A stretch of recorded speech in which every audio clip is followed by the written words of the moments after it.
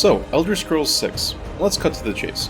Even if Bethesda does make it, they've been on a downward spiral for a while, and so as an indie game developer, I've taken matters into my own hands to create the game that takes everything I personally love about Elder Scrolls and builds off of them into something resembling a spiritual successor. Let's start with the elephant in the room. If I make a game set in Tamriel called Elder Scrolls 6, I wouldn't be able to sell it, and I do want to make money off of my games, so let's talk about what is Elder Scrolls about my game and what isn't. First of all, the art style. Elder Scrolls games usually try to go for a realistic style depending on the tech of the day, but for me, if I try to make AAA style graphics for my game, I'll never finish it. So instead, I went with a cel-shaded art style that I personally love and can actually replicate consistently. The biggest difference is probably the leveling system. Elder Scrolls games are famous for leveling by doing, which there's a lot to be said about the immersion of the system, but it removes the whole layer of gameplay of planning out what your character build will be. You're not planning your build separately from the actions that you do minute to minute. Morrowind solved this problem ages ago, but it is a bit unintuitive, so I'm going to go with something a lot closer to Fallout New Vegas, where you can just spec into skills with a number of points based on your intelligence every time you level up. What's mostly the same architecturally is the quest system, which I modeled off of the way it works in the creation kit. The thing is, Elder Scrolls games aren't really known for stellar quest design, but the games have so much potential for great quests that I feel has never really seen the light of day. It's actually very easy to make quests with ongoing branching paths using this system, making for dynamic stories that will have long-running consequences. So if this game isn't about Tamriel, what is it about? Before I say this, just know that even though you're technically playing as a predefined character in a predefined world, you will have a ton of options for playing him in your own way and influencing the world in your own way. If you're still okay with that, here's the big reveal. Let me present Robin Hood: Shadow of Nottingham, and if you are interested, please wishlist the game on Steam as it helps a ton. But the question remains, is there any chance that this game could possibly fill the void left by Elder Scrolls 6? With my deeply rooted hope that it can, let's dive in to see what else there is still left to do.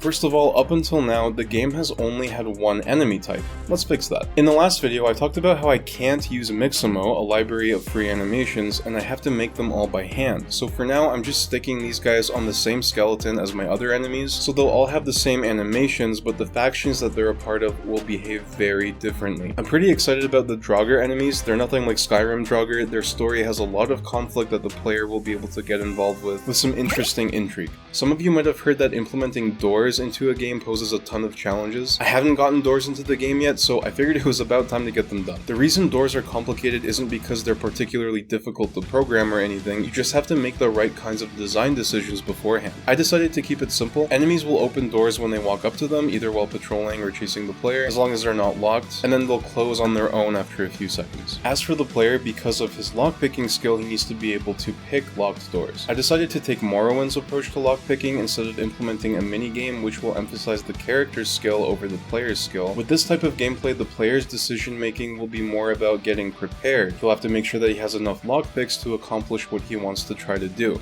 But lockpicking isn't the only skill that will help you to get through dungeons. My game will feature a skill that I haven't seen used in any other RPG, which is contortionism. I got this idea from my favorite tabletop RPG system, Adventure Conqueror King, where you can squeeze through choke points in caves. So in this game, if your contortionism is high enough, you will be able to just walk through these choke points, but if it's too low, they will be barriers that you have to get around in a different way. There's also another use for contortionism that will be even more unique. In this game, my goal is that when you lose a fight, you don't have to reload a last save and basically travel back in time. Instead, you will respawn either captured, left for dead, or safe at an ally's headquarters, and if you happen to get captured, as long as your contortionism is high enough, you can break out of your binds. That's not going to be the only option though either. Your other skills will come into play too, depending on the exact situation.